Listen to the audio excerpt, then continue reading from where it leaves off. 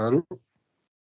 Bonsoir et bienvenue pour un nouveau podcast du Club Paname. 6 mois plus tard, ils sont de retour. Seb, bonsoir. Draias, s'il te plaît. Draias, bonsoir.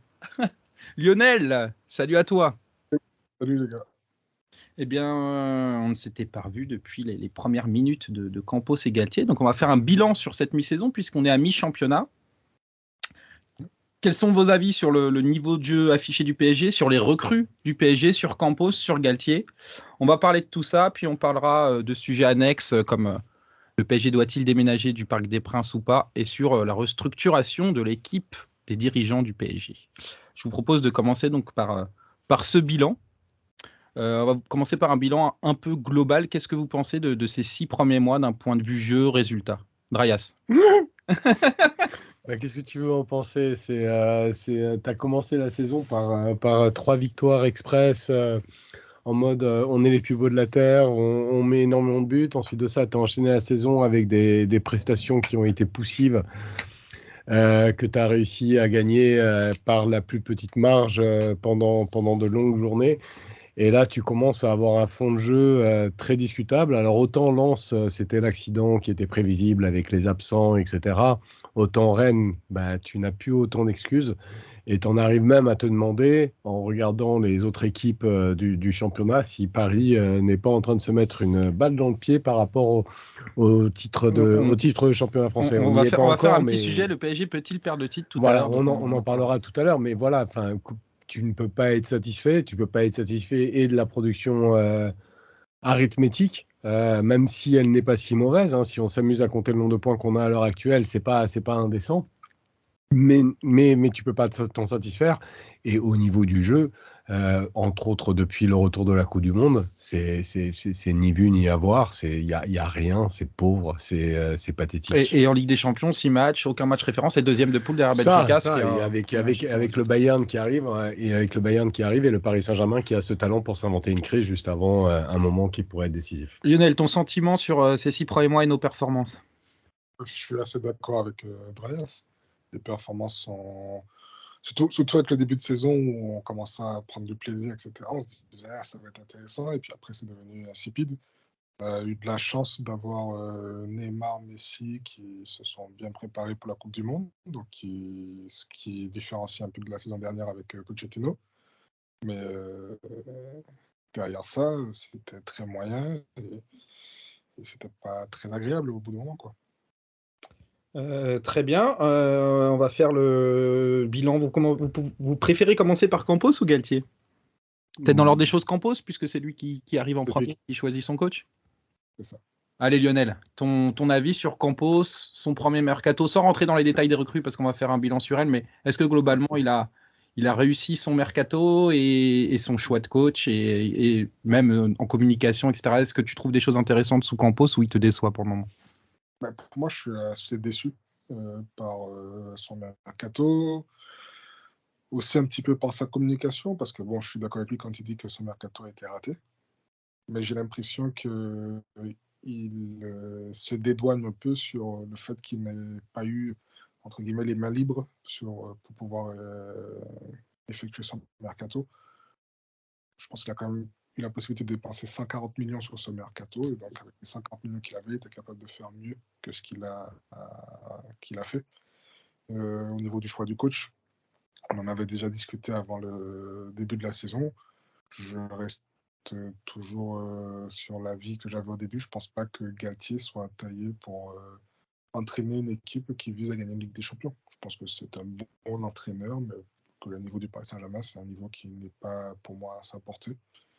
Et oui, en début de saison, c'était agréable, etc.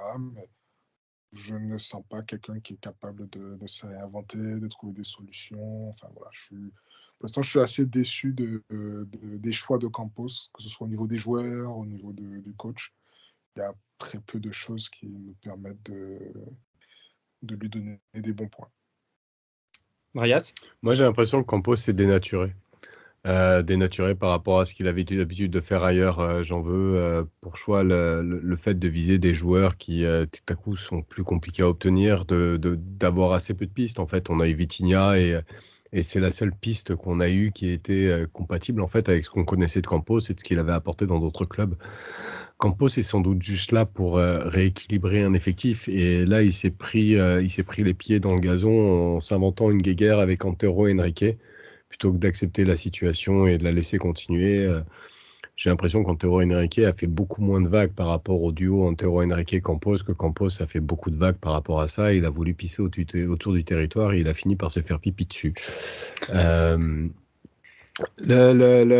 On n'a pas le Campos qui était positif dans ses expériences passées en France, et on n'a pas non plus le directeur qui prétend être directeur sportif d'un grand club qui a une vue un petit peu plus générale, pas que concentré joueur. Et on est dans cette espèce d'entre-deux où il est juste pas bon en fait. Il est juste pas bon, que ce soit le mercato, que ce soit la communication, à beaucoup se dédouaner.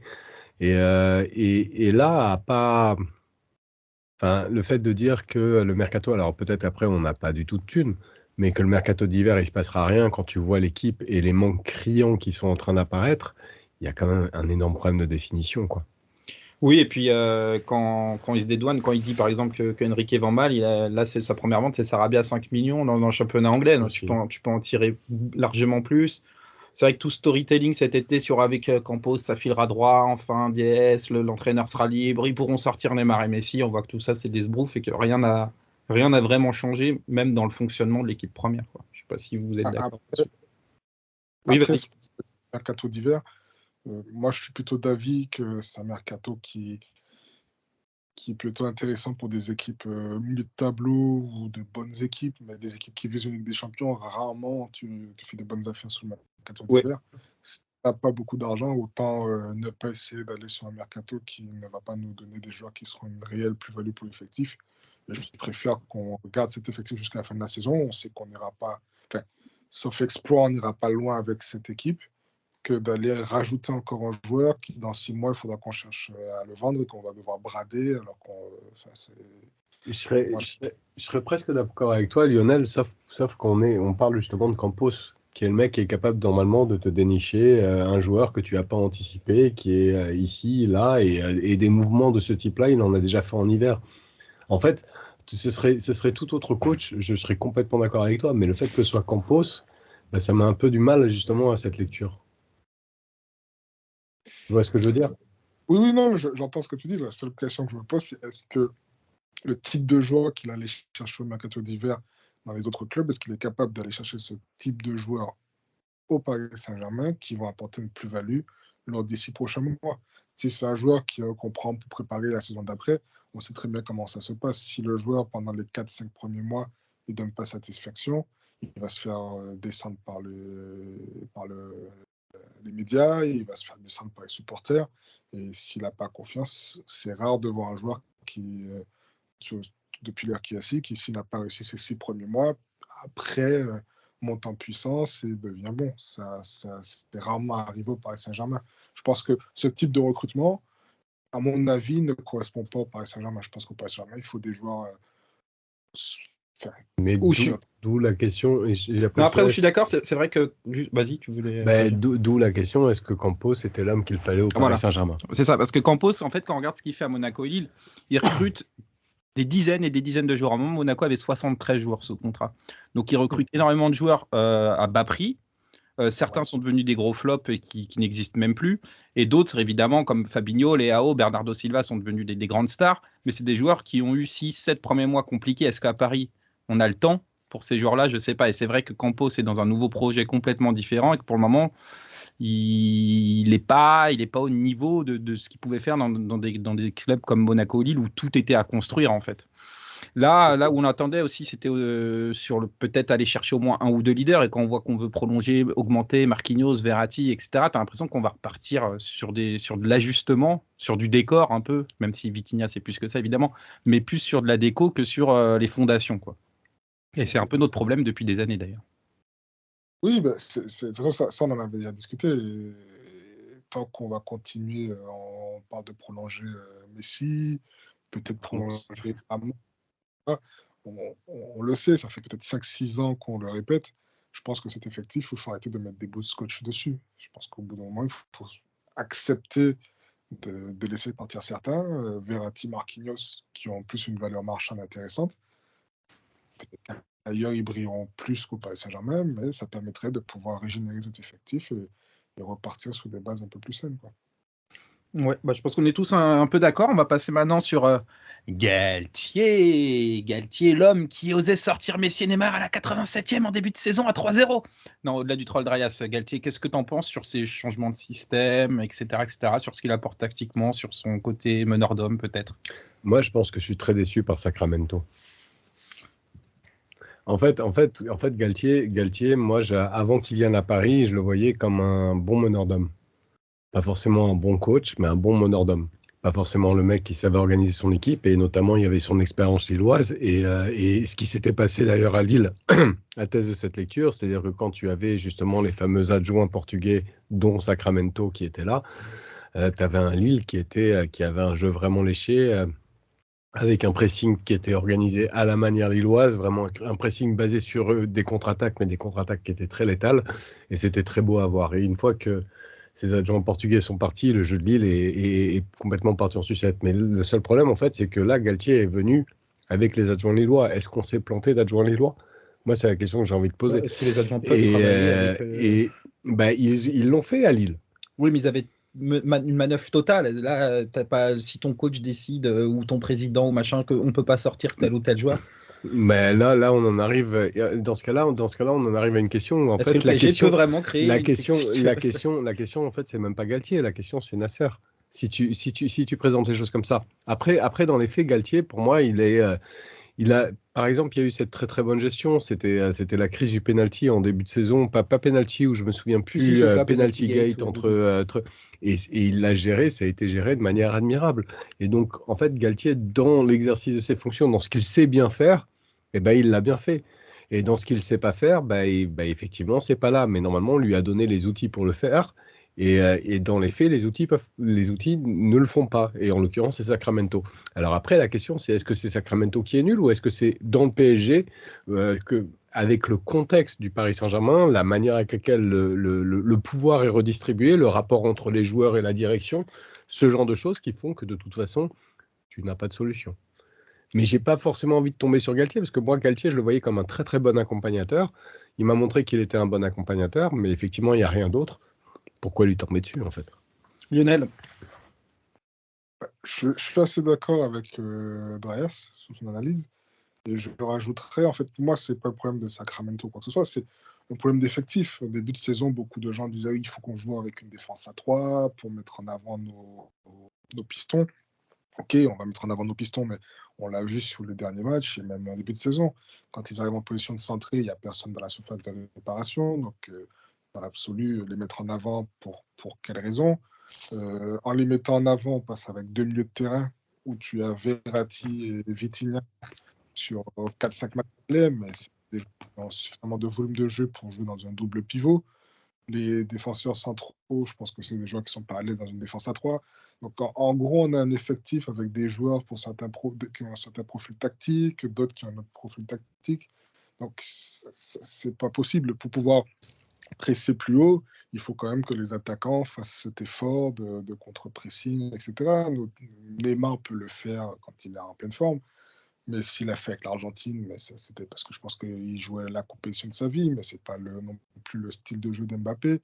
Donc, pour moi, le problème, pour n'importe quel coach que tu mettras au Paris Saint-Germain, c'est cet effectif qui, au niveau des profils de joueurs, tactiquement, ils sont pas tous compatibles, en fait. Alors, je pense que oui. un joueur Verratti ne peut pas jouer dans un milieu à 2, c'est forcément dans un milieu à 3.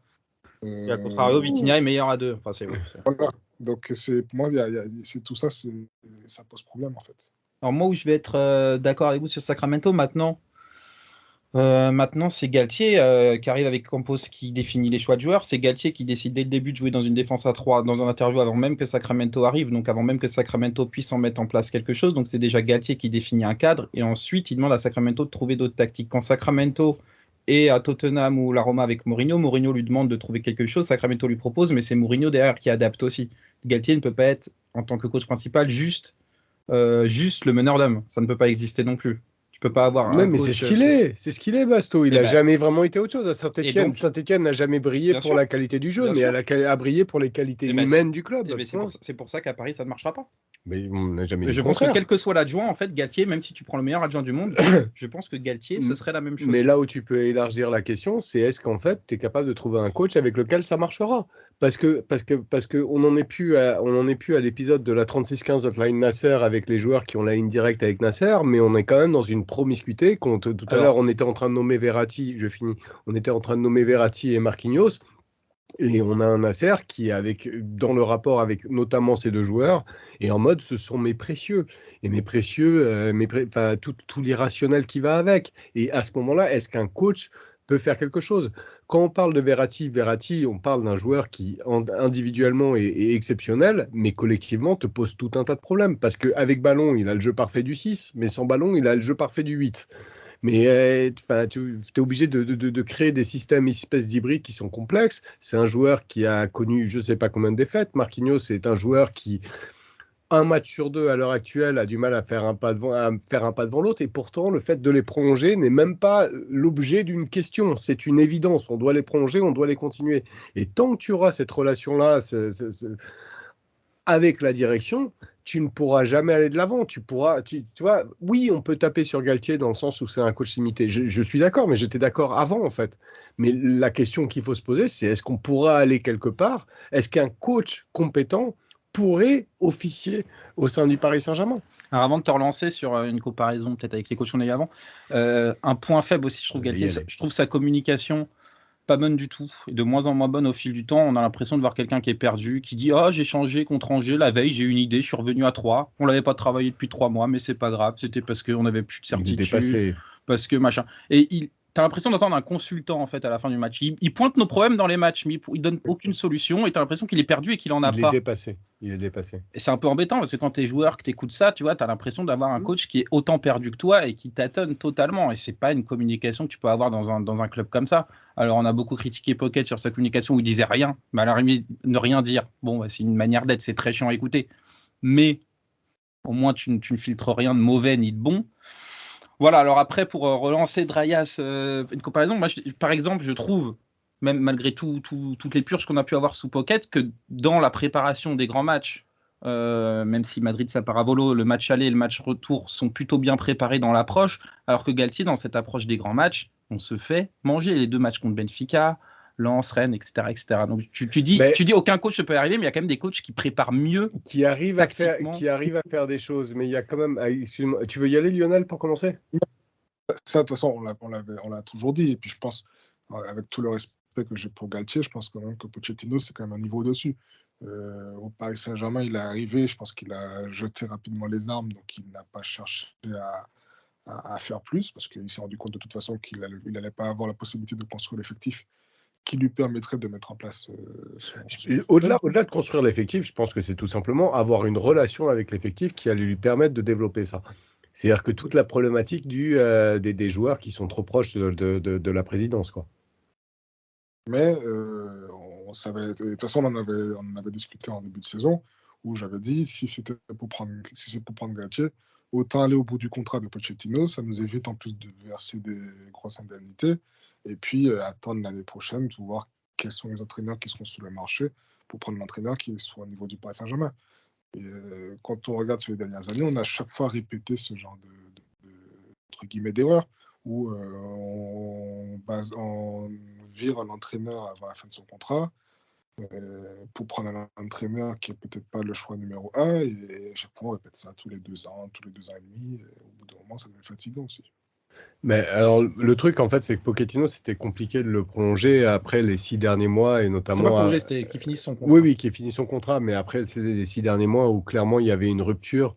Il y avait eu 6 mois avant, je crois que c'est 6 mois avant, les rumeurs Manchester United, etc. Et il s'était relancé, et une fois que ça a été perdu, c'était en déperdition totale. Néanmoins, et comme le disait Basto, Pochettino, qui a été tant décrié, a produit des matchs de qualité au Paris Saint-Germain. Il y a eu des intentionnalités, il y a eu des individualités. Quand on prend Kylian Mbappé l'a dit à longueur d'interview, le coach qui l'a fait progresser individuellement très très fort, c'était Pochettino.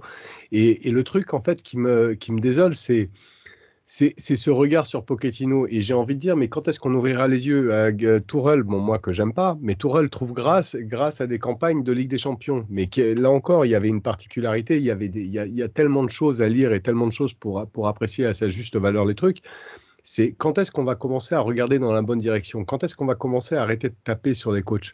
Quand est-ce qu'on va commencer à regarder la manière avec laquelle ce putain d'organigramme est construit, qui nous mène de toute façon à chaque fois à la tragédie? Ça, je pense que beaucoup de supporters ont quand même conscience. C'est plus la Ouais, direction. mais ils continuent de taper sur des coachs. T'entends les gens parler de Pochettino, qu'est-ce qu'ils vont dire sur Galtier dans 6 mois quand ça sera, Ils diront que c'est une fraude. quand ça sera encore pire, quoi. Ils diront que c'est une fraude après avoir loué le Toto Ball pendant 2 mois en disant c'est incroyable. Ça va être pendant 3 matchs. Hein, oui, ça c'est voilà, ce premier mois. Je leur avais dit, on en reparlera déjà dans 3 mois. Mais bon, qu'est-ce que tu veux? C'est comme après les interviews de Nasser à chaque changement de président aux Parisiens, où les gens, quand Nasser nous dit enfin on va changer complètement de projet, et que tout le monde y a cru. C'est toujours la même chose. Nasser, on sait qu'il manque comme un arracheur dedans, quoi. Les gens tombent encore dans le panneau, donc.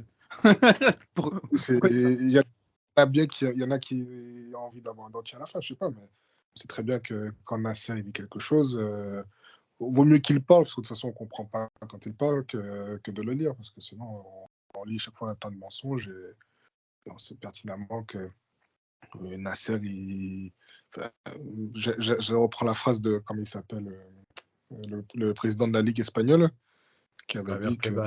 Ouais, quand il avait parlé de Nasser, il disait que c'est le plus gros menteur qu'il ait jamais rencontré. Tebas, c'est pas non plus le moindre. Oui.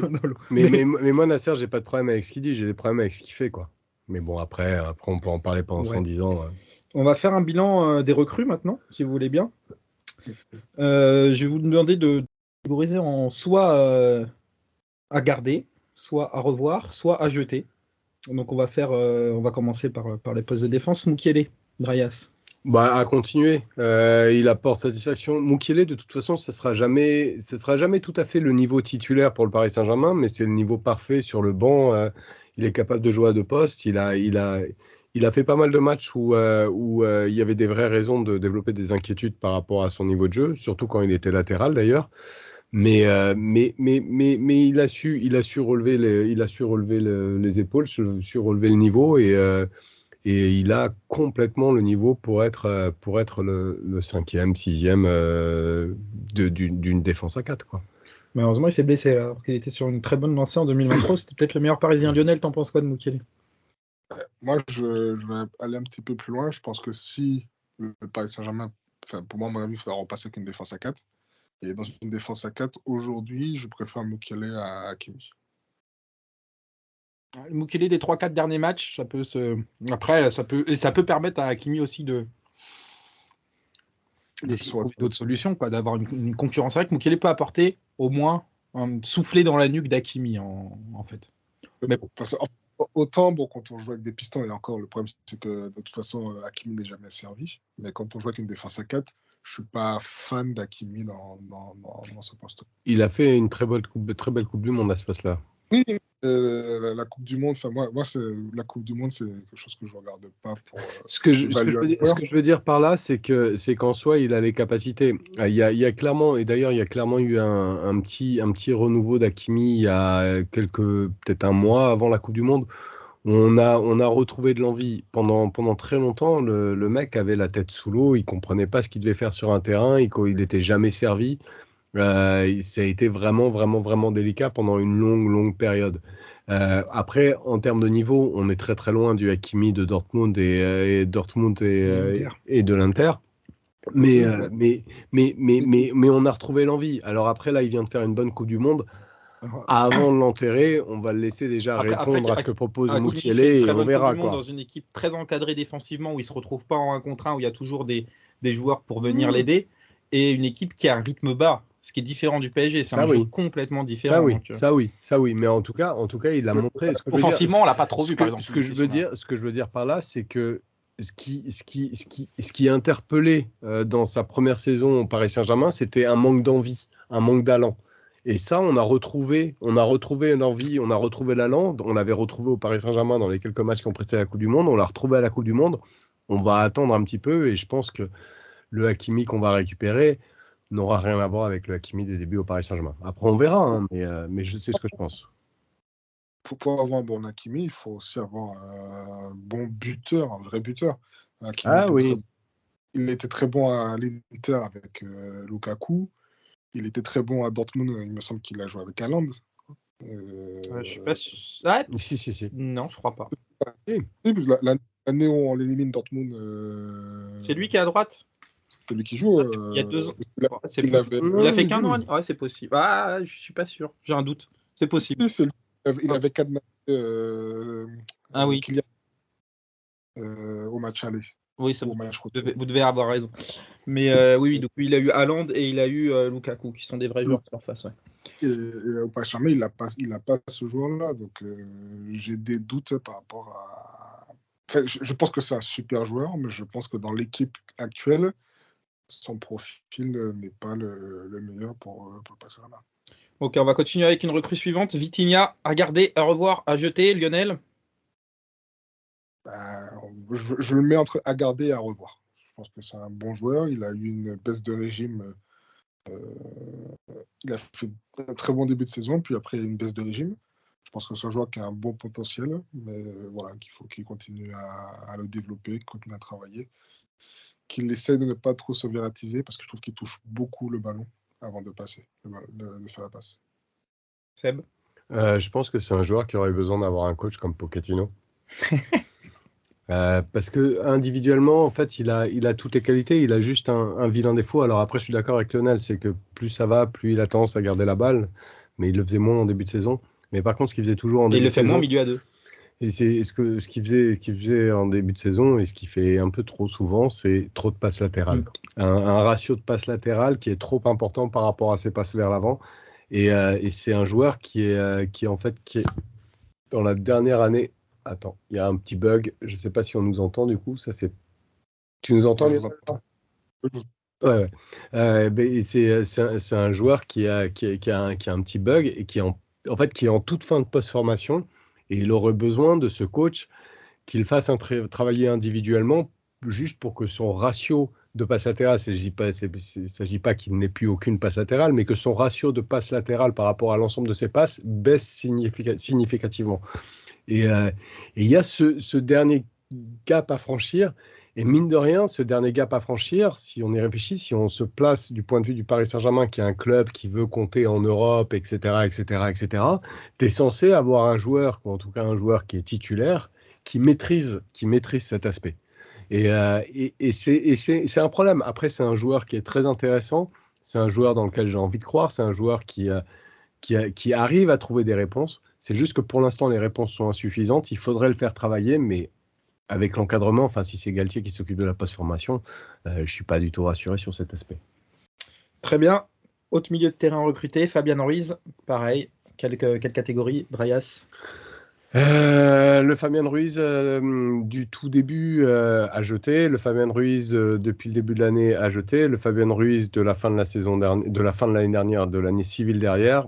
Enfin, on a retrouvé un semblant de milieu, pas tout à fait du niveau de Mota, mais qui allait dans cette direction. Donc ça va dépendre. Fabian Ruiz, si quelqu'un est capable de me rationaliser pourquoi il y a des moments où il est juste mauvais, il sert juste à rien sur un terrain, mais limite on joue à 10, c'est la même chose. Et pourquoi par moment tout à coup il devient bon, je serais très heureux de l'entendre, mais il va falloir savoir sur quel Fabien Ruiz on tombe, parce qu'il y a un moment où on a besoin d'avoir des bons joueurs. Lionel? Tu sais, moi je t'avais dit au mois de mai, avant que tout ça bouge, je t'avais dit il y a un milieu de terrain à Naples qui me plaît beaucoup. Et je maintiens que je pense que c'est ce milieu de terrain qu'on aurait dû recruter. Fabien Ruiz, je ne suis pas un grand fan. Tu voulais Zambo. C'est ça. Et je pense que la saison qu'il est en train de faire aujourd'hui me donne un petit peu raison. Mais Fabien Ruiz, je ne suis pas un grand fan. Je pense que il manque au Paris Saint-Germain un peu ce milieu de terrain qui est capable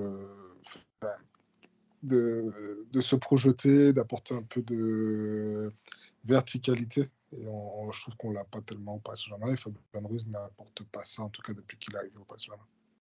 Moi, c'est un joueur que j'adore, qui me déçoit plutôt globalement. Mais d'ailleurs, tu parlais de la bonne forme d'Hakimi, c'est aussi quand Ruiz était à Oui, ses côtés pour pouvoir le complètement. couvrir et permettre à Hakimi d'être un peu plus haut, etc. Donc, on verra effectivement ce que fait Ruiz, s'il arrive à redevenir intéressant ces prochaines semaines. Un autre milieu, Carlos Soler, enfin c'est milieu ou attaquant, c'est pas trop son poste. Lionel, ton avis sur Carlos Soler? Pour l'instant, je suis assez déçu. Je trouve que c'est un joueur qui manque un peu de personnalité. Je trouve, quand je le vois jouer, je vois qu'il y a des qualités, qu'il y a du potentiel.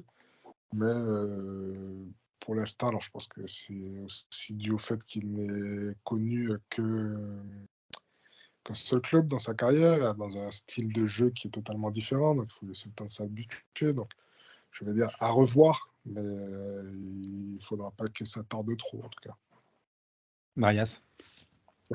Soler, j'ai toujours pas compris, moi. On l'a vu, parfois un peu décisif. Je crois que j'ai compris le joueur, mais je crois que l'équipe n'a pas compris comment il fallait jouer avec lui, en fait. Et je pense pas que ce soit un joueur qui soit capable de se remettre en cause dans sa manière de jouer. Et après, je peux me tromper, et j'espère que je me trompe. Mais je pense que c'est un très mauvais casting. Quand tu as 3 leaders d'équipe aussi évidents que sont Neymar, Messi et Mbappé, et que tu amènes un joueur qui est d'une certaine manière celui qui sera dépositaire de l'accélération du jeu, ça peut pas marcher. Soler, il est typiquement en formation espagnole. Il y a beaucoup de joueurs espagnols comme ça qui ont besoin d'un cadre collectif clair et qui savent faire quelque chose. Mais quand le cadre sort, ils ne vont pas eux-mêmes s'adapter. Et Soler, c'est celui par qui la balle doit passer. Mais le truc, c'est que quand tu as Messi, Neymar et Mbappé, ça sera jamais par celui par lequel la balle doit passer. Et si la balle ne passe pas par Soler, à quoi il sert? Et après, il a une très très grande intelligence de placement pour aller sur les seconds ballons, pour aller soit marquer des buts, soit des occasions dangereuses. Souvent dans des entrées en Ligue des Champions, même où il a été assez dangereux, mais il a mis un but et il a eu une frappe contre la Juve qui était passée juste à côté. Donc en sortie de banc, sur 10-15 minutes comme ça, dans un match un peu tendu, avoir un mec comme ça qui traîne au moment où tu pousses, tu vois, et que tu t'allonges un peu, les seconds ballons, etc. Avoir un Soler comme ça sur 10-15 minutes dans les gros matchs, ça me semble pas la pire solution sur le banc, en tout cas des joueurs qu'on peut avoir. J'entends ce que tu dis, mais pour l'instant, ce qui monte, c'est pas suffisant. Ah non, c'est clairement ça, pas suffisant. Même pour ça. Mais par rapport à d'autres profils sur le banc, c'est quand même une petite carte que tu peux avoir en cours de match. Un autre milieu, on l'a pas beaucoup vu, Renato Sanchez, Marias. Je vais essayer de dire avec comment qualifier ça. J'ai bien aimé un quart d'heure de sa mi-temps. Il a dû en jouer 3. Lionel. Oui.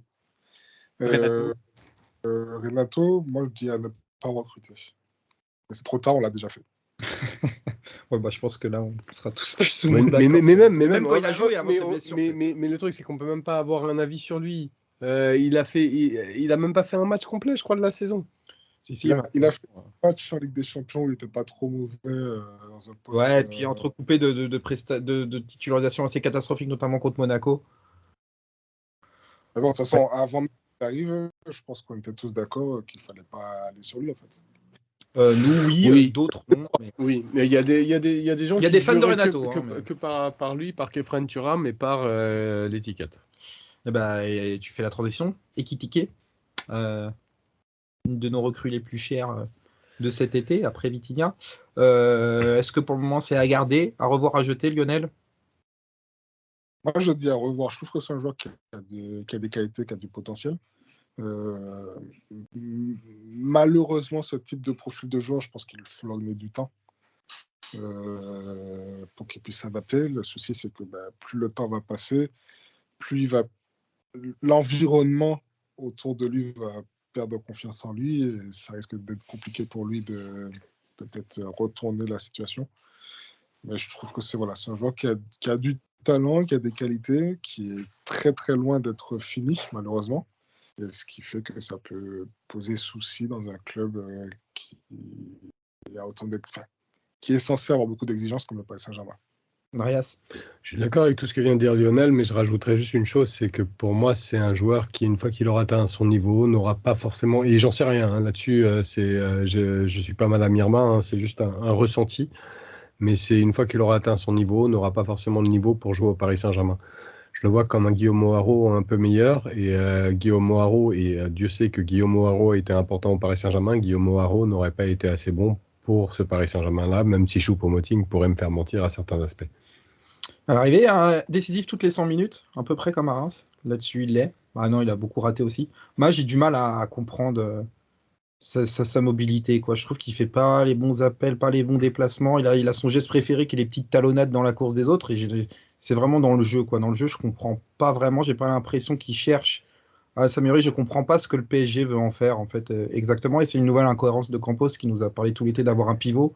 Finalement, il recrute un attaquant Il y a un peu de Matuidi dans la n'est pas un gestuelle. pivot. On ne veut pas en faire. Un peu sévère, mais oui, oui, c'est un joueur, ouais, c'est ça, je n'arrive pas à savoir jusqu'où il peut aller, j'arrive pas à savoir quel est son réel niveau. Je pense que c'est une erreur de casting en fait. Je pense que c'est une erreur de casting et c'est pas. Et le truc quand je dis ça, c'est que c'est pas. Enfin, les gens pourraient croire que c'est pas insultant vis-à-vis du joueur. Je pense que c'est un joueur qui est intéressant, qui est en potentiel, comme Lionel l'a très bien dit. C'est un joueur qui est en post-formation et la post-formation avec lui, elle est loin d'être finie. Quand on parlait de Vitinha tout à l'heure, c'est un petit truc qui lui manque pour être au top niveau.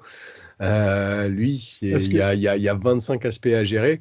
Mais voilà, déjà, en termes de temps de progression, est-ce que le Paris Saint-Germain est un contexte idéal? Et là, encore une fois, on en revient. Est-ce que Campos est le DS idéal par rapport au club?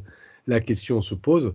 Et une fois qu'on a dit ça, on n'aura pas le temps. Et puis, c'est même pas sûr qu'ils finissent par être. Peut-être qu'il aurait mieux fait d'accepter Newcastle, qui Ça n'a pas aurait de grands été. joueurs devant, mais qui est une équipe solide, qui est troisième de notre première Ouais, ligue. mais ça aurait été peut-être encore trop haut pour lui. Je pense que, vu son Oh, quand tu niveau, vois que il aurait l'attaquant dû c'est être Wilson, sixième. non, non, je suis pas sûr que c'était trop. Ils ont pas non plus des grandes stars, hein. Ils ont pris Isaac, mais Ouais, mais la première ligue, je pense que pour l'instant, il n'est pas encore prêt pour un championnat comme ça. Moi, je pense qu'un club comme Lens, par exemple, ouais.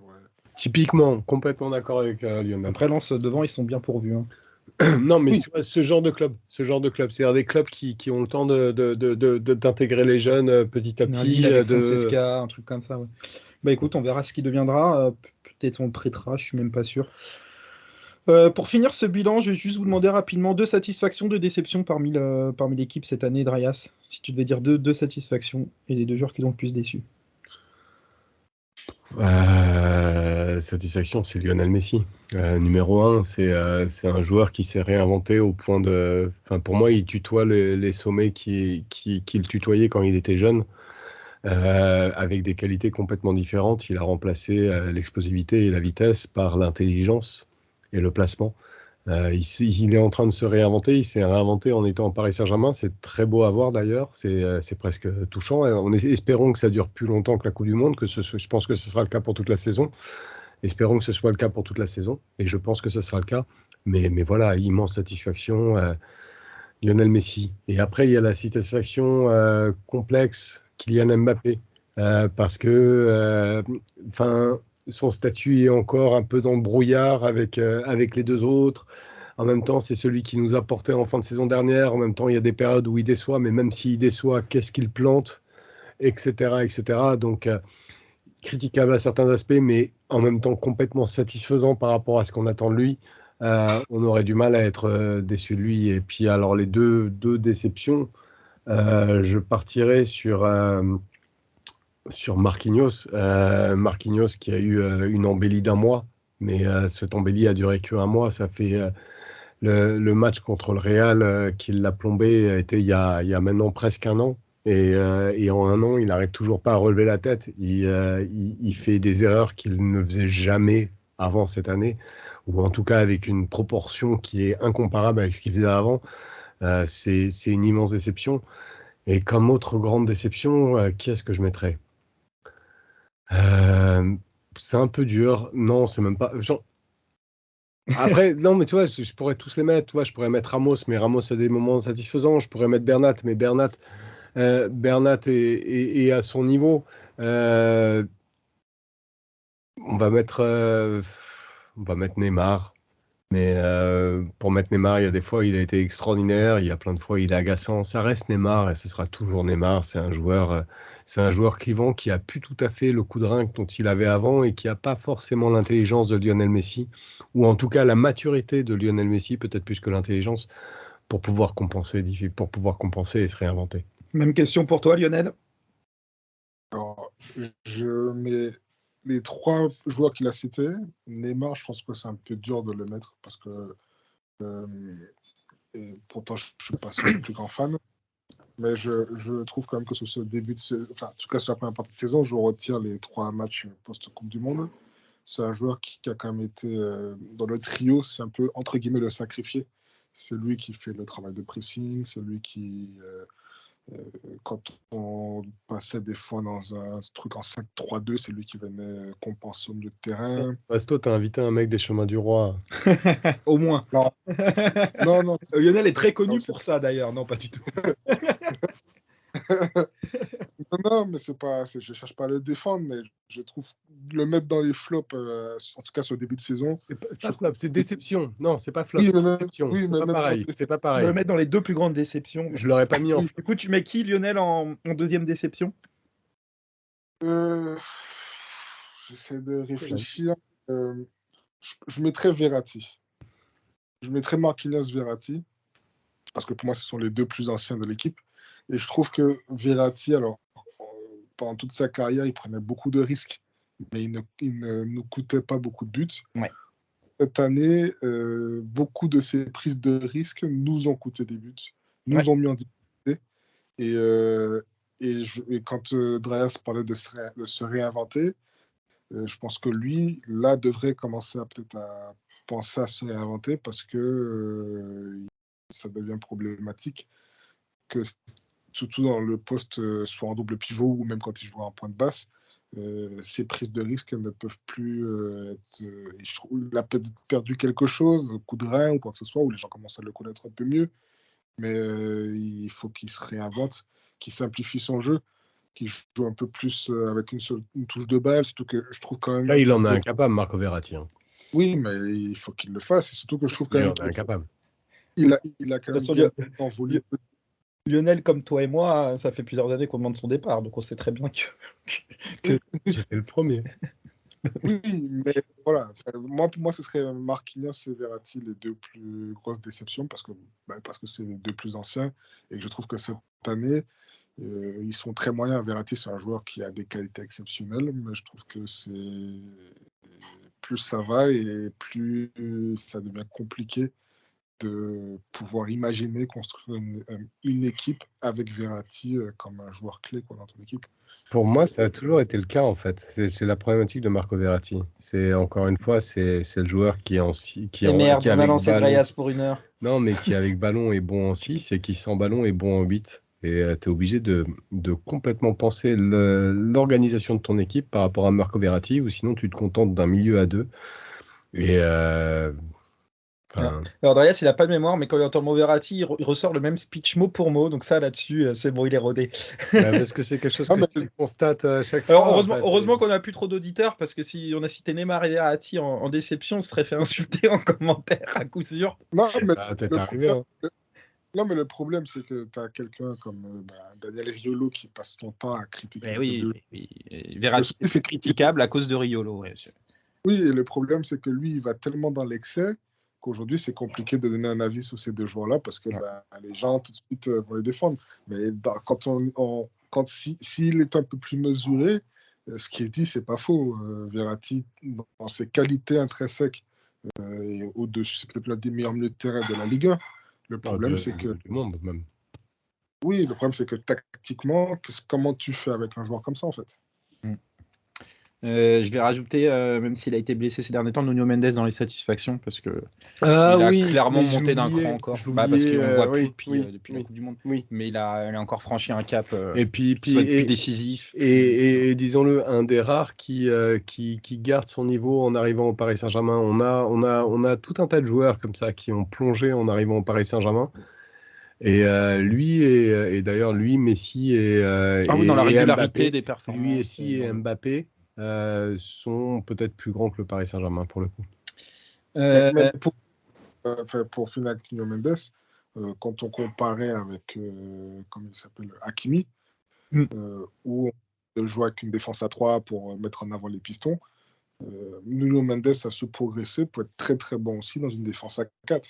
Ouais. Mais le truc, c'est qu'en fait, c'est presque injuste de le comparer avec d'autres parce que il est exceptionnel. En soi, en termes d'adaptabilité, c'est peut-être le meilleur à son poste, je pense, déjà à l'heure actuelle. Et il a 21 ans. En termes de qualité pure, tu en as quelques-uns qui sont encore au-dessus, mais vraiment, faut vraiment aller les chercher. Mais en termes d'adaptabilité, c'est un alien, en fait, Nuno Mendes. C'est un alien, t'en as pas 25 comme lui, quoi. Je suis d'accord avec toi. Mais ce que je veux dire, c'est qu'aujourd'hui, pour moi, le système A3, c'est une aberration de continuer dedans pour soi-disant. C'était le premier à le dire. Même Marquinhos, tu le remets à 3, la rare période où il a eu un peu mieux, tu le remets à 3, c'est de nouveau une catastrophe. Il n'y a rien qui va avec. C'est vrai qu'on n'a aucun joueur pour jouer dans ce système à 3. C'est. Les gens le demandaient déjà pour Pochettino l'année dernière, on n'était pas beaucoup à dire que ce serait pire. Bref. On va passer au sujet suivant. Donc, on a 3 équipes en 5 points. Paris, Lens, Marseille, avec un rythme effréné. Le 7e de la Ligue 1 à 36 points en 19 journées, donc quasiment 2 points par match. C'était le total de points du 2e l'année dernière à la même époque. Donc, ça va très vite derrière. Est-ce que vous avez peur? Puisque souvent, quand Paris a eu le souffle derrière la nuque, ça a plutôt été des pertes de titres. Est-ce que vous pensez que Paris peut perdre ce titre? Et pour vous, entre les 3 que j'ai cités, Paris, Lens, Marseille, pour vous, qui va être champion à la fin de la saison, Darius? Paris aime se faire peur et Paris se fait peur. Paris, clairement, se crée le souffle. Avec ces 2 défaites-là, ces 2 défaites qui coûtent cher, en plus contre des rivales potentiels. Des rivaux potentiels. Non, mais c'est pas une défaite contre Angers, c'est une défaite contre Lens qui est 2e de Ligue 1 et c'est une défaite contre Rennes qui est 4e ou 5e de Ligue 1. Quoi. Ouais. Donc c'est pas des équipes contre lesquelles tu as envie de perdre parce que concrètement quand tu perds contre ces équipes, tu perds pas 3 points mais tu en perds 6 et ça coûte cher. Et le truc c'est que pour les autres équipes en face, l'appétit vient en mangeant. Il y a un moment où tu es dans la position, en plus, tu es dans la position du chasseur qui est une position qui est bien plus confortable que celle du chassé. Tu as un différentiel de points qui fait qu'au moindre accident, tu peux avoir une erreur. Donc Paris va commencer à sentir leur souffle dans leur dos, va sentir la pression. Et donc, le fait que Paris, alors qu'on est dans une saison comptable qui, comme tu l'as rappelé, est hallucinante, hein, encore une fois, le nombre total de points de Paris, même avec les 2 défaites, est un très, très, très, très bon total à l'heure actuelle. Il est en train de clairement se compliquer la tâche et il va y avoir un cap mental à franchir. Qui plus est, si on rajoute l'éventualité d'une défaite en Ligue des Champions qui est éminemment démobilisatrice pour le Paris Saint-Germain, pourrait rendre la fin de saison particulièrement compliquée. Maintenant, pour savoir lequel des deux, des 3. Des 3, mais on a un Lens, c'est qui le 3e? Marseille, ils sont qu'à 5 points. Non, mais dans ce cas, le 2e. Lens. Oui, voilà. Lequel des 2 lesquels des 2 poursuivants? Lesquels des 2 poursuivants, pardon. Voilà, lequel des 2 poursuivants? On a un Lens qui montre une belle régularité. Maintenant, si je devais parier sur quelqu'un, ce serait plus pour Marseille, tout simplement grâce à l'expérience, grâce à la pression populaire. En étant chasseurs, ils peuvent rentrer dans une logique de moins perdre 2 points.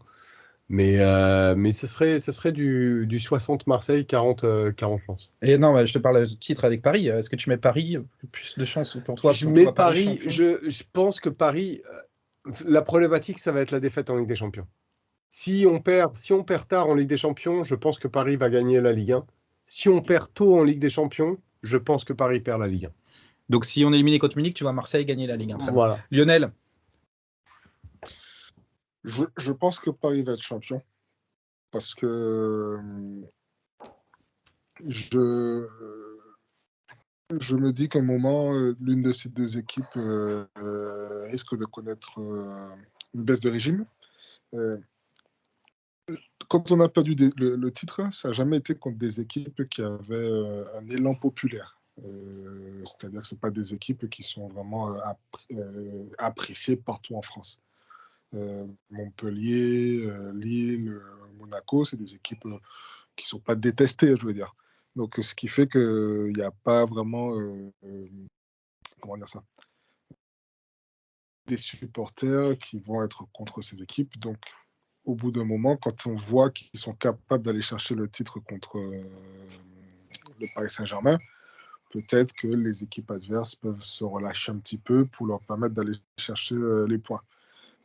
Marseille n'a pas cette affection dans les autres stades. Je pense que même s'ils sont dans une position où ils peuvent aller chercher le titre contre le Paris Saint-Germain, beaucoup d'équipes voudront quand même taper l'OM. Donc, ils n'auront pas de match facile ou des matchs qui vont être facilités. Et Lens peut-être peut avoir cette possibilité s'ils sont capables de déloger le Paris Saint-Germain. Mais j'ai l'impression qu'ils vont, à un moment donné, parce que c'est une équipe qui produit énormément d'efforts, à un moment donné, je pense qu'ils auront un petit creux qui font que ça peut nous permettre de... Ça fait 1 an et demi qu'on attend le trou d'air de Lens, quand même. Alors, ils l'ont eu l'an dernier, sur 4-5 matchs, ils avaient fait, je crois, 4 nuls, une défaite. ouais, mais c'était plus en phase. Ils finissent très fort, je crois, les 10 derniers matchs. Ouais. En début de phase aller, en début de phase retour. Ouais. Mais c'était plus. C'est une équipe qui était 6e, hein, c'était différent. C'est vrai qu'ils sont sur la lignée de leurs 8 derniers matchs. Là, c'est pour moi, Lens, malgré tout, ce sera l'équipe qui finira 3e. Pour une raison simple, c'est qu'ils ont un banc qui est bien moindre que Marseille et Paris. Dès qu'ils ont un milieu absent, c'est Onana qui joue, c'est déjà clairement en dessous de ce qui peut se faire dans leur équipe. Donc ils ont un banc un peu faible et c'est une équipe qui autant fait carton plein contre les gros, contrairement à Paris et Marseille qui galèrent. Lens, c'est 12 points contre le top 5, Paris et Marseille, c'est 4 points. Donc là-dessus, Lens prend les points. Mais par contre, Lens perd des points dans des matchs comme Ajaccio, où ils ont fait 0-0, contre Strasbourg, où ils ont fait 2-2, contre Reims, où ils ont fait 0-0, parce qu'ils n'ont pas cette individualité très forte que peut avoir Paris et Marseille, malgré tout, avec quand même des joueurs comme Alexis Sanchez qui sont au-delà des joueurs que peut avoir Lens. Donc Lens risque de perdre des points contre des équipes de milieu de bas de tableau, où Marseille et Paris en perdront moins. Donc je pense que sur l'ensemble de la saison, on joue plus de petits que de gros. Donc Lens risque d'en perdre plus. Maintenant, entre Paris et Marseille, ce qui me fait peur pour Paris, c'est le calendrier. On joue à Monaco 3 jours avant Munich, et entre les deux matchs contre Munich, on joue à Marseille. Tu peux tout perdre à ce moment-là. Tu perds à Monaco, tu perds à Marseille. T'es éliminé contre Munich. Faut faire attention parce que je rappelle qu'en 2017, notre match aller, on joue le 14 février. Mm-hmm. Et entre les deux matchs, on joue l'OM au Vélodrome. Et on gagne 5-1. Ouais. J'espère qu'on va pas avoir exactement le même. Ah oui, bah après, si on peut juste gagner 5 ans au Vélodrome sans. Oui. Mais ça ressemble exactement à ce match-là, enfin à ce calendrier 2017 qui est où les choses explosent. Et j'ai l'impression que cette fin de saison peut être très difficile au Paris Saint-Germain. J'ai ce sentiment-là aussi. Et Marseille, sa période où ils ont perdu des points, notamment cette défaite contre Ajaccio et contre Paris, je crois qu'ils ont une série d'1 point en 3 matchs, c'est au moment où ils jouent à fond la qualif et ils se replacent parce qu'ils battent 2 fois le Sporting. Ils n'ont plus de Coupe d'Europe, là. Ils n'ont plus de Coupe d'Europe.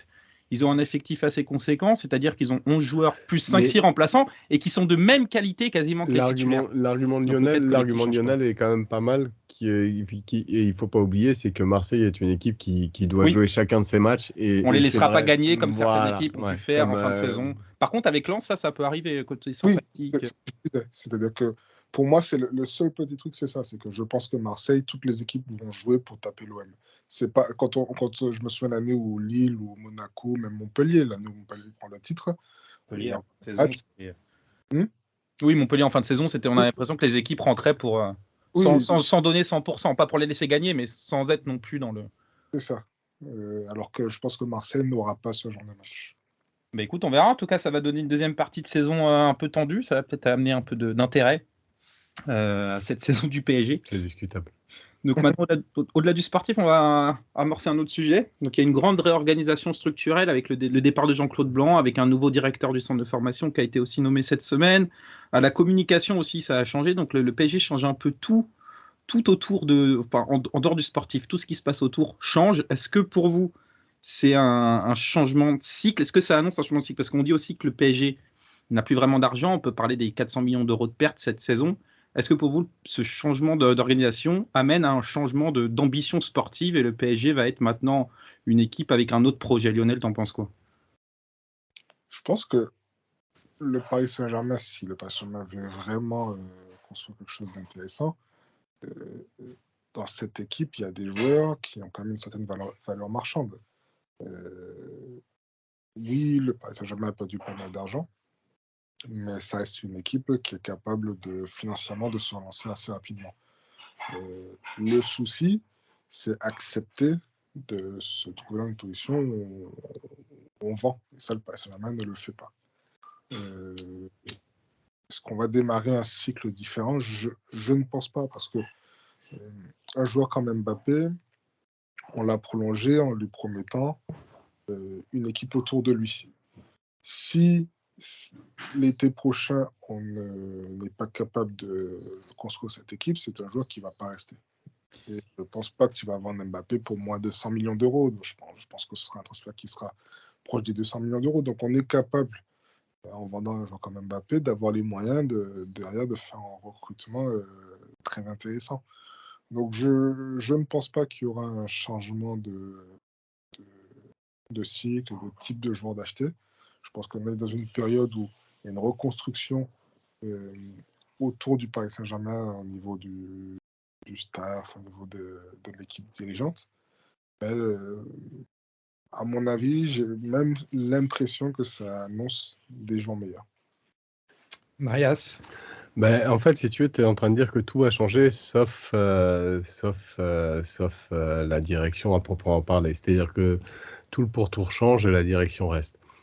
Donc, à partir de là, on avait un Jean-Claude Blanc qui prenait, c'est vrai, pas mal de place, qui avait assuré des choses essentielles, mais d'une certaine manière, par rapport à la mission de l'encadrement du Paris Saint-Germain, que ce soit le centre d'entraînement qui, ça y est quasi finalisé. Pour cet été, donc, les travaux sont en cours et on en voit le bout.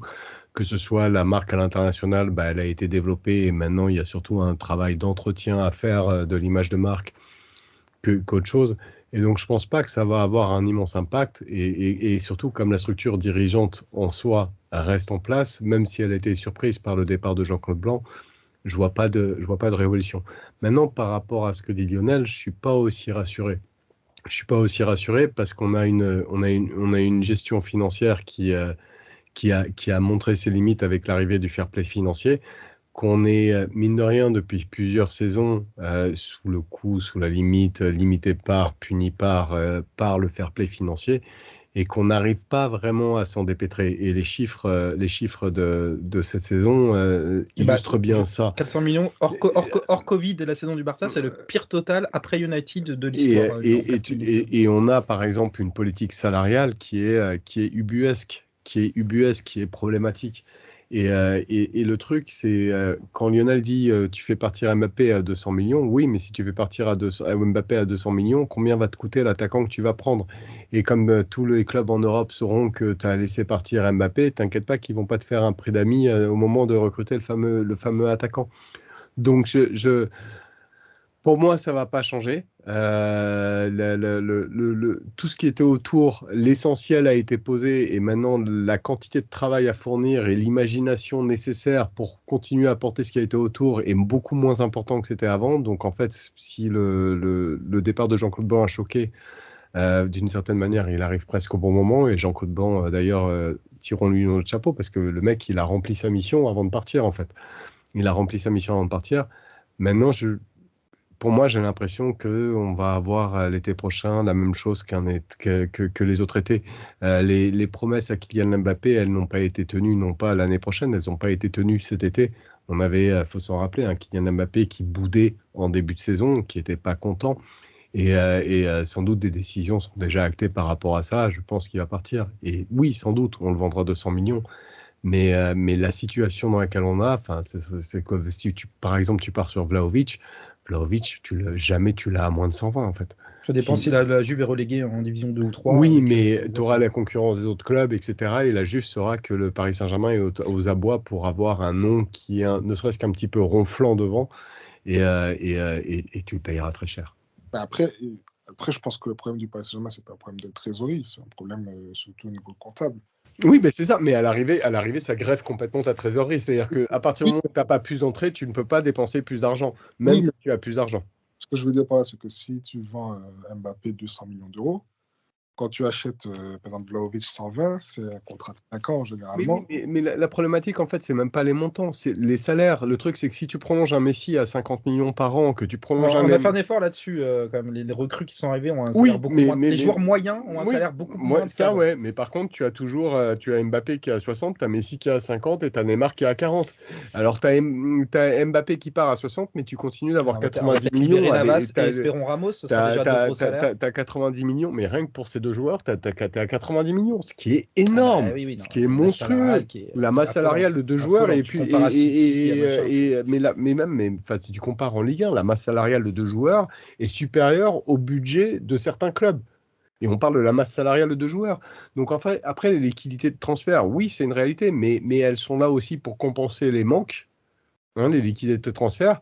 Et de toute façon, avec une telle masse salariale, réussir à continuer de recruter des bons joueurs que tu es obligé de payer cher, surtout si tu as ton voisin qui est payé 50 millions, quand toi tu es payé que 10 millions, bah, enfin voilà, c'est compliqué. C'est compliqué.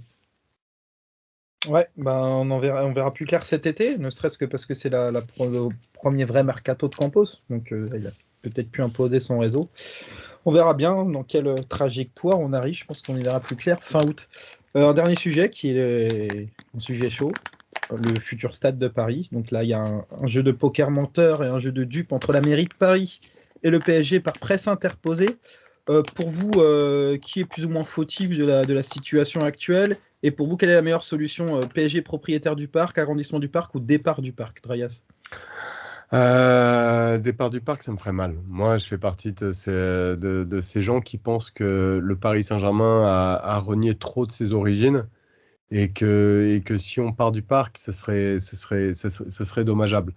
Maintenant, la situation est telle qu'il y a, bah, tu l'as très bien dit, il y a un jeu de poker menteur. Enfin, quand Anne Hidalgo va faire une déclaration dans le public, c'est pas innocent. Elle le fait pour une raison. Son adjoint Grégoire qui écume les débats foot dernièrement. Et les trucs, c'est qu'il pourrait y avoir aussi des deals comme un bail emphéotique, ou etc., où les choses pourraient s'organiser différemment.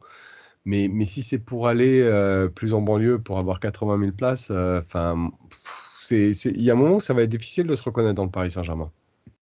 Lionel. Après, moi j'ai pas cette attache que peuvent avoir beaucoup de supporters parisiens. Quand on voit dans le football européen, il y a quand même pas mal de clubs qui ont changé de stade ces dernières années sans qu'il y ait vraiment eu un impact sur l'identité du club.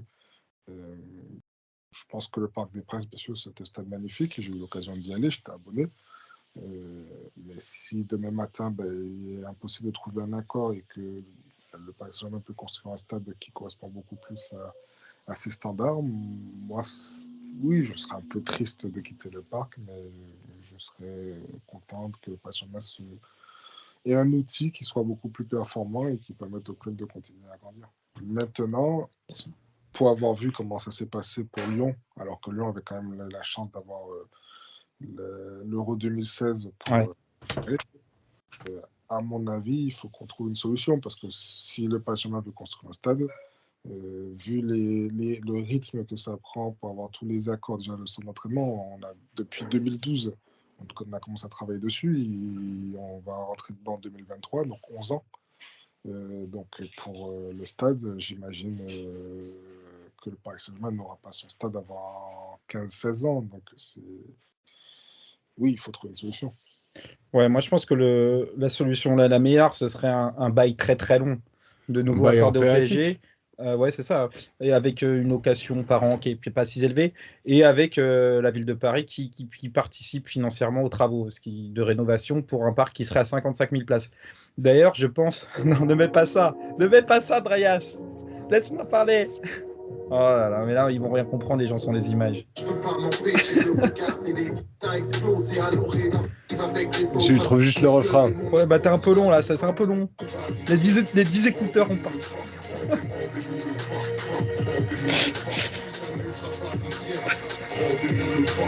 Rendez-nous le porc. Ouais, t'es un ultra parisien, Drayas, on le sait. Non, je disais juste que pour moi, la taille parfaite, ce serait 55 000, 60 000. Mais il ne faut pas aller plus haut. Faut pas aller plus haut, faire 70 000, 80 000 places. On a vu des clubs qui ont eu les yeux plus gros que le ventre et qui se retrouvent avec des stades qui sont clairsemés, etc., etc. Je ne suis pas sûr que Paris remplirait un stade de 80 000 places en Ligue 1 du moins. Et deuxième point, beaucoup de supporters disent il faut construire un nouveau stade parce que ça rendra plus de tribunes à bas prix populaires. C'est faux. Arsenal, on a pensé la même chose quand ils ont coté Highbury. À l'arrivée, les prix ont explosé. D'ailleurs, là, on apprend aujourd'hui que si le parc est agrandi de 15 000 places, c'est pour surtout faire des nouvelles loges parce que les loges, c'est en 5 000 places, c'est 50% des revenus transfert du PSG. Donc, je pense que si on crée un nouveau stade, les billets vont augmenter, parce que la demande, de toute façon, elle est là pour 10-15 000 places supplémentaires, et je ne suis pas sûr qu'on aura des places abordables de nouveau à 20-30 euros comme les gens l'espèrent. Ça, j'y crois pas. Oui, et c'est les trucs les cours de macroéconomie en mode il y a plus de places, donc il y a moins de demandes. Ben non, ça marche pas, parce que pour les matchs de Ligue des Champions, il y aura toujours autant de demandes, et qu'à partir de là, tu auras la même logique de demande. Et en fait, c'est juste que tu auras le même système ticket place. Exactement, et ça reportera le problème, et ça reviendra exactement au même. Après, Paris aura plus de thunes. Oui. Mais la construction d'un stade, ça coûte cher aussi à lycée sur certains temps. Donc, c'est plus de thunes sur le moyen terme, pas tout de suite. Ça se rapporte vite. Bref, un sujet complexe. Pour moi, la solution idéale, ce serait, comme tu l'as dit, un bail sans durée déterminée. Emphéotique.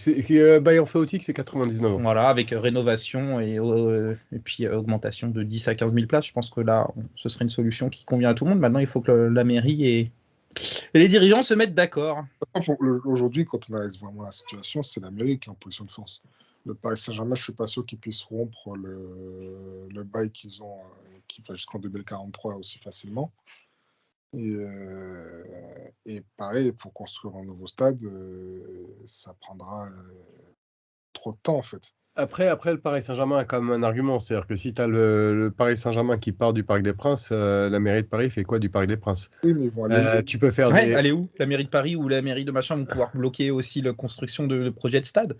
Le permis de construire, les écologiques qui sont très vus à Paris et dans la banlieue parisienne. Pas forcément ça, parce que pour le coup, ce ne serait pas dans la ville de Paris et ce ne serait pas tributaire à la ville de Paris. Mais du point de vue de la mairie de Paris, perdre le Paris Saint-Germain, c'est... On parle de l'hippodrome de Vincennes ou de Saint-Cloud, ça reste Paris, et là, la mairie pourrait mettre son veto.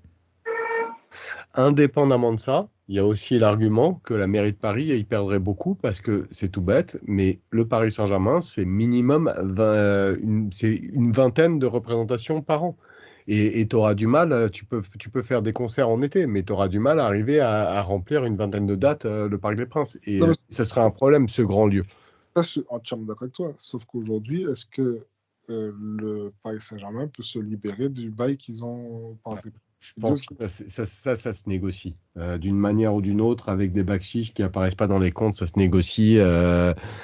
Faut vraiment. Enfin, là-dessus, oui, la mairie de Paris peut vouloir faire chier, mais l'émir, il appelle Emmanuel Macron et les choses se règlent très vite. Les intérêts financiers du Qatar en France et l'intérêt que la France a que les intérêts financiers du Qatar soient en France est extrêmement forte, extrêmement prévalente. Si en plus on rajoute la crise de l'énergie, et avec le fait que le Qatar représente une manne énorme de gaz liquéfié, le mec il appelle Macron, et il appelle à Macron pour dire dis à Anne Hidalgo de se calmer, et Anne Hidalgo elle se calme très vite et il trouve très vite la solution. Il ne faut pas être naïf là-dessus. Je pense que quand on voit ce jeu de dupes dans la presse qui dure maintenant depuis un bon mois, et tous les jours, il y a un invité, soit du PSG, soit de la mairie de Paris qui est là pour emballer, c'est que la volonté des deux est de rester. Oui, bien sûr, et de négocier, d'essayer de se mettre en position de force. Et le PSG veut rester au parc. Je pense que si on a des gens assez intelligents, ils vont finir par se mettre d'accord. Ça prendra peut-être des semaines et des mois, mais je pense qu'on arrivera à un accord. Est-ce que vous voyez un accord sur un bail inférieur? J'y crois pas. Je pense qu'aujourd'hui, moi, ce que j'imagine, le Qatar est dans sa phase 2, qui sera plus courte que la phase 1, c'est-à-dire peut-être 4-5 ans, qui est de racheter le parc, faire les travaux après les JO 2024, qui vont durer, je crois, 2 ans. Et revendre le club avec la valorisation du parc et du centre, c'est ça? Exactement ça. Sauf que est-ce que tu peux valoriser le club avec un bail amphithéotique? Je suis pas sûr. C'est vrai, quand tu vois le Qatar qui recherche déjà des investisseurs à 15%. Si, pour le coup, tu peux le valoriser. Parce que le bail emphéotique, il est, en grosso merdo, le parc, il est à toi, à ton usage libre. Tu fais les travaux que tu veux, comme tu veux, pendant 99 ans. Donc, bien sûr que que ça se valorise. Si tu veux, si le Qatar signe un bail emphéotique et au bout de 5 ans décide de vendre, Bah, c'est juste que l'autre n'achète le stade que pour 94 ans. Donc, bien sûr que oui, tu valorises sans aucun souci. En fait, le bail emphytéotique, c'est une Oui, propriété. Il n'y a même plus de loyer. C'est-à-dire que tu l'achètes au départ et oui, ça, c'est à toi pour 99 ans. Et est-ce que comme le pensionnel, Seb, tu vois un club qui commence, l'équipe QSI, le Qatar, qui commence à se désengager, que ce soit, on parle de revente de parts, et ils cherchent un club en Non, Angleterre. alors sur les parts, il y a vraiment un fantasme. Le truc, c'est c'est pour dégager de l'argent. Oui, voilà, et ils veulent vendre 10%. Tu vois, quand tu vends 10%, t'es pas en train de mettre le mec majoritaire. Ça peut être un début. Et oui, mais même pas. Non, c'est juste dégager des liquidités. Et le fait qu'ils recherchent un club en Angleterre? C'est juste. Alors, Vas-y. deux sujets. Le fait de faire entrer un actionnaire, c'est juste dégager des liquidités. C'est rien d'autre. Sinon tu fais une appel d'offres, t'en vends beaucoup plus. Le fait de vendre 10%, ça peut vouloir dire accélérer, mais c'est une non-information par rapport à ça. Ensuite de ça, il faut se rappeler pourquoi le Qatar a investi dans le Paris Saint-Germain. Le Qatar a investi dans le Paris Saint-Germain, pas pour gagner des trophées, enfin si, pour gagner des trophées, pour gagner la Ligue des Champions, mais au-delà de ça, comme un argument de soft power. Si tu regardes de ce point de vue-là, il suffit de regarder en NBA, tu vois des joueurs, des joueurs de NBA avec des maillots de foot, mais ils en ont qu'un seul, de maillot de foot. C'est le maillot du Paris Saint-Germain.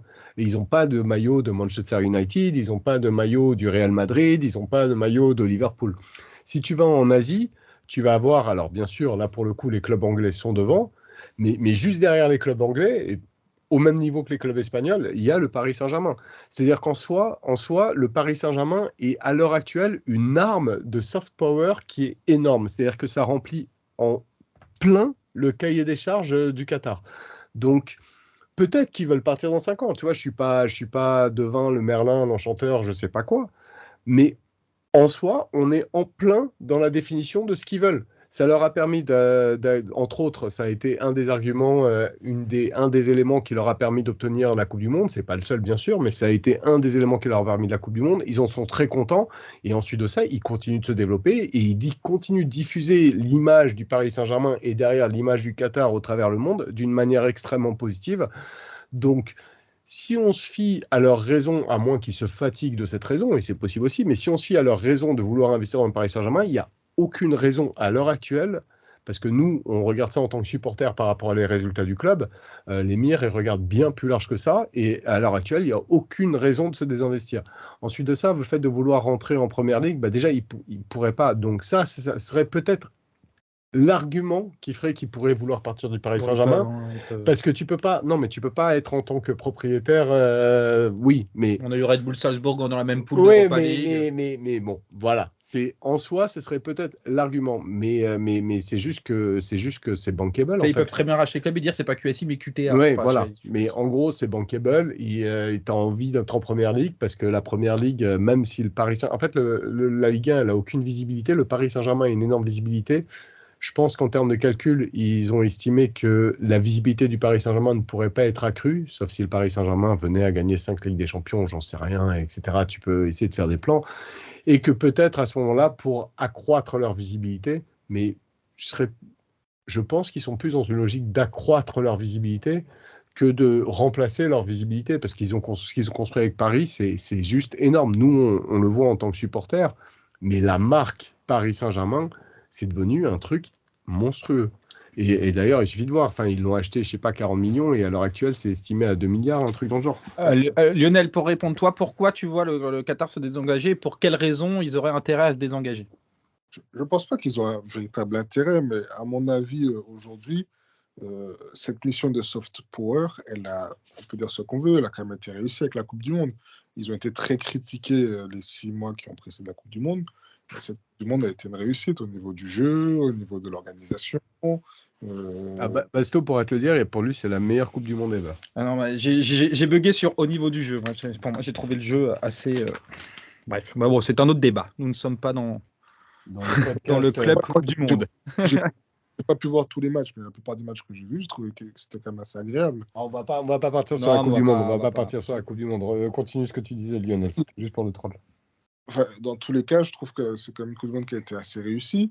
Les critiques qu'il y a eu avant la Coupe du Monde se sont quand même pas mal assez éclaté. Complètement même.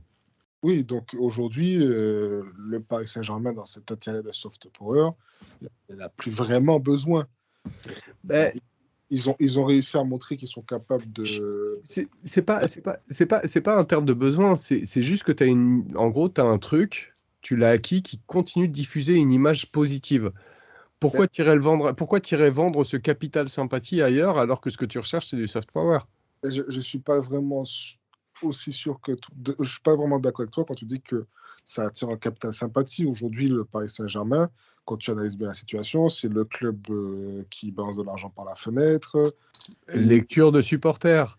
Lecture d'un Chinois de base, J'ai un argument. lecture d'un Chinois de base, J'ai un argument, lecture lecture d'un Chinois de base, lecture d'un Américain qui passe sur la 5e avenue pour ah tiens, aujourd'hui j'ai envie de m'acheter un PSG X Jordan. Il l'a pas cette lecture. Oui, oui. Faut vraiment, tu vois, le truc c'est que quand on parle de soft power, on parle de géopolitique, on n'est plus du tout dans le foot en fait. Ouais, mais regarde, un argument. Ils revendent le club. Ils prennent les 2 milliards. Parce que mais ils doivent pas être très contents non plus de perdre 400 millions d'euros par an, même si ça leur fait importer. Ils investissent cet argent dans un club anglais. Et là, au-delà du soft power, maintenant, puisqu'il y a l'Arabie Saoudite qui le fait avec Newcastle et les Émirats avec City, c'est aller concurrencer ces pays du Golfe. Donc, dans un côté soft power, mais en concurrence avec ces deux autres. C'est possible, c'est ce que je te disais. C'est qu'en fait, le fait d'aller en Angleterre, c'est peut-être le argument qui. Mais en soi, tu vois, est-ce que tu peux développer l'image de Newcastle de la même manière que tu peux développer l'image du Paris Saint-Germain? Parce que Paris Saint-Germain, c'est pas que le foot, c'est Paris en fait. C'est Paris que tu vends. Et si tu veux, c'est monstrueux. Et pour lire l'intérêt du Qatar, faut pas le situer par rapport au foot en fait. Faut pas le situer par rapport au foot. Aujourd'hui, les deux clubs qui sont sur le marché, c'est Liverpool et Manchester United. C'est pas Newcastle. En termes d'image dans le monde, c'est quand même des équipes qui sont capables. Alors, Mieux que Paris, c'est pas sûr. Mieux que Paris, c'est pas sûr. Dans le marché asiatique, en tout cas, si. Oui, marché asiatique. C'est quand même un énorme marché. Oui. Puis après, la ville Paris, en soi, ils ont déjà la moitié des boutiques des Champs-Élysées maintenant, etc., etc. Donc, ils ont déjà l'ancrage dans cette ville. Donc, est-ce que... Tu vois, ils ont déjà réussi totalement leur implantation à Paris, et c'est pas parce qu'ils se dégagent du PSG qu'ils auront plus. Je connais pas le futur. La seule chose que je sais, si tu veux, c'est que tu peux pas lire cette intentionnalité par rapport au foot. Faut la lire par rapport à la géopolitique. Et qu'en soit, ce qu'ils ont réussi à construire à Paris, ils ont aucune garantie de le construire ailleurs. Ailleurs, par exemple, mettons qu'ils investissent, on prend Newcastle. Ils investissent dans. Non, c'est l'Arabie Saoudite qui a pris Newcastle. Donc ça serait alors plutôt oui, Liverpool, Tottenham, un truc comme ça. Tottenham, ou United. Ouais. Non, Tottenham, c'est Tottenham où il y avait. On parle beaucoup de Liverpool en ce moment aussi. Non, c'était plus Tottenham. Tottenham, mais la semaine dernière, c'est Liverpool qui revient. Et est-ce que tu t'arriveras à le différencier? Est-ce que tu ne seras pas juste un de la première ligue, etc. Alors, peut-être que leur idée, c'est d'implémenter et de rester à Paris et de regarder si ça marche pour ensuite se désengager, peut-être. Enfin, on n'en sait rien. C'est possible, mais en soi, avec Paris, d'un point de vue dégager de la sympathie, dégager une bonne image et tout, tu as vraiment développé une. Moi, je reste sur mon sentiment que le Qatar ne restera pas plus de 10 ans. Parce que toi, tu as envie qu'ils partent. Oui, mais même, il y a des choses qui vont dans. Je sais pas. C'est possible, j'en sais rien. Dans de plus, tu veux dire, parce qu'ils ont déjà fait plus de 10 ans. Non, 10 ans de plus, ouais. Pas plus de 10 ans encore. avant, jusqu'en 2030 max, disons. Moi, je suis assez d'accord avec toi. Ça y est que l'avenir qui nous le dira. Hein. Ça se trouve, le Qatar sera là, même après notre mort à tous. En fait, tout est possible. Je pense qu'on a fait le tour. Est-ce que vous voulez reparler de quelque chose ou rajouter quelque chose dans des sujets qu'on a abordés ou c'est bon? Non, pour moi, c'est good. Moi, je veux le retour de mon ami Antero. Après,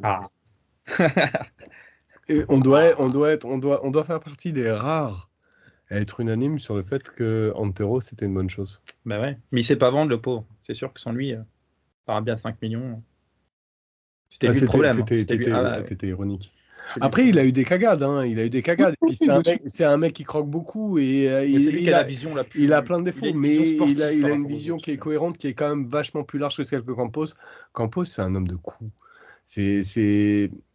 Le contexte parisien, c'est pas fait pour Campos. Le contexte parisien, c'est pour les mecs qui sont capables d'aller dans les backrooms avec des gros cigares en train de discuter, machin. Et pour ça, Antero, il est fait pour, quoi.